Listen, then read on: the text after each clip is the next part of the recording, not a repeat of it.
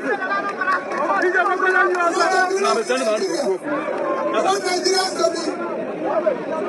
today. I hear you. Nigeria today. Nobody is safe. In Nigeria today, nobody is safe. In Nigeria today, I use cannot don't have job. In Nigeria today, families are suffering. In Nigeria today, people are begging to eat. That is what we want to end. I hear you. We want to bring an end to suffering. We will secure and unite Nigeria. We will secure and unite Nigeria.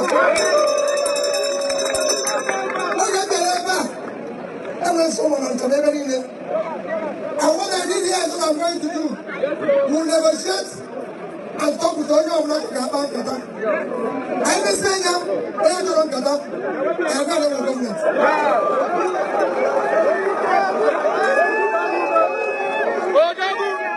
We will make sure we negotiate, discuss, control, make people. I can bring back. Even if I'm the China, it's a trading community. Yes. Anambra is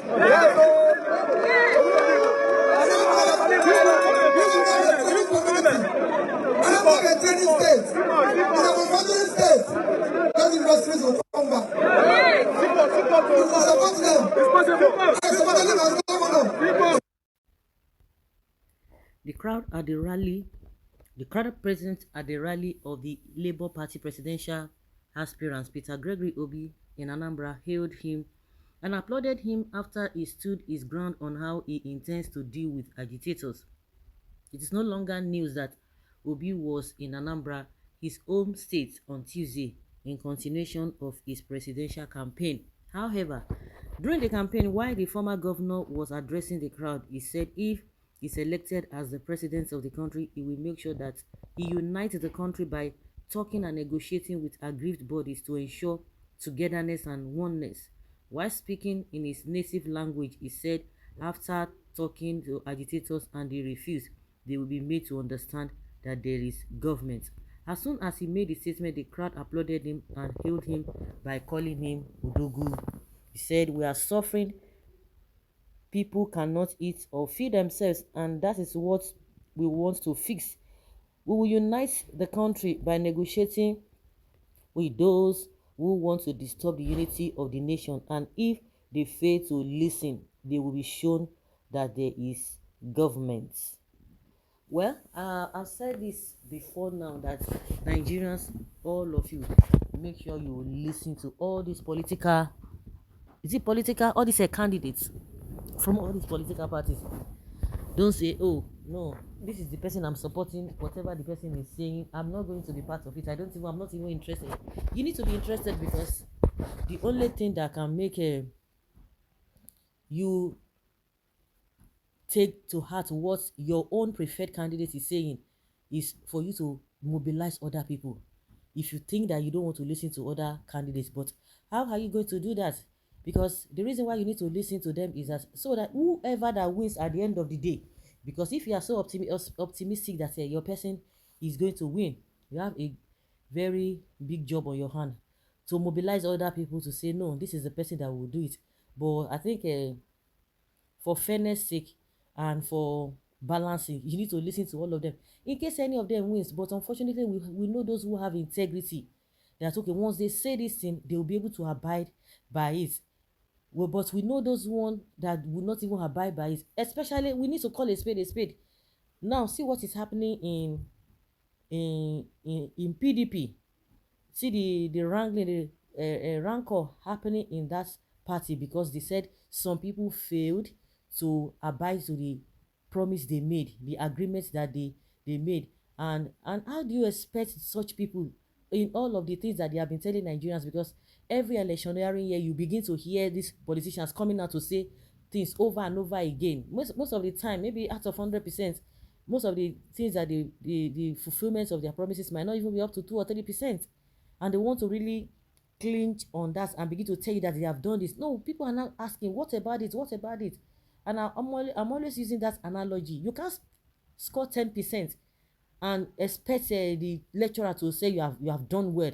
And that is where it hurts me. It is infuriating, and people are not appreciating what this APC government has done in the real area of infrastructure, because to me it's as good as doing nothing, because you can score them 10%, but you coming to tell us that oh, in the area of infrastructure, I say excuse me, all over how many places? And because I'm always asking, the country was not a desert before they came on board, so telling us that they have done this, it is not a what I really appreciate.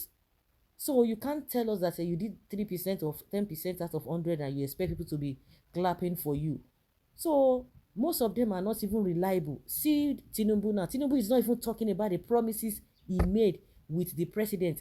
Now, they are, if not that they are 419, they are supposed to be telling you that he's not the president. He's not the president. And he will come out and be boasting that he's the one that made Buhari president. Everybody knows that he participated. When it comes to the glory, oh, somebody won, you want to take the glory that you are the person, but all the failures of the person, you don't want to accept it, and you'll be going back and be telling us the same story of PDP did this, PDP did that. Who does that? You are supposed to be campaigning on the present achievement or development of your so-called party. Who is going to be telling us all those, if not that they are being mischievous? See all the promises that they have made. Like I said, out of them you are fulfilling 10% or less than 10%, and you expect Nigerians to be clapping for you, because everybody who is complaining is an opposition. Who does that? They are not even remorseful of all the bad things. They are still telling you that they have done the right thing. So that's why it's not left for you. If you want to go ahead and vote for them, good and fine. So some people have been tested, and trusted, but some people, because of their psychophancy, because of their greed, they don't want to say the truth.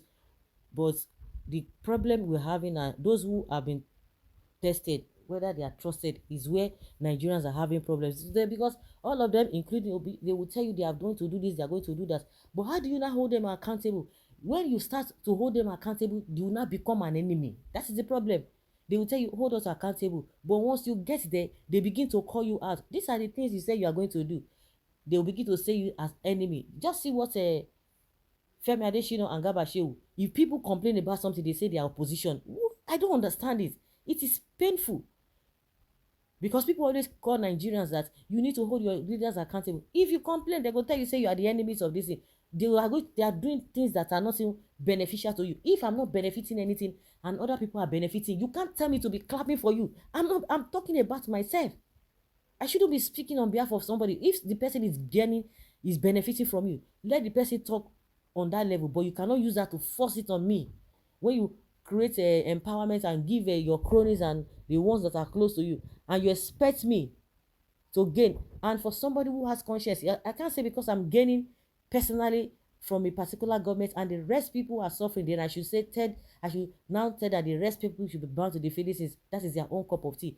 Invariably, what we are trying to say is that listen to all these presidential candidates, so that each and every one of them, whoever wins, you should be able to say you said this, you said it. You see that APC is denying all of the things that they made, the promises they made. They are denying it, but they can't deny it completely, because people are coming out in their large number to say you promise this, you promise this. So try to shift the goal or shift the blame is what Nigerians are not happy to take.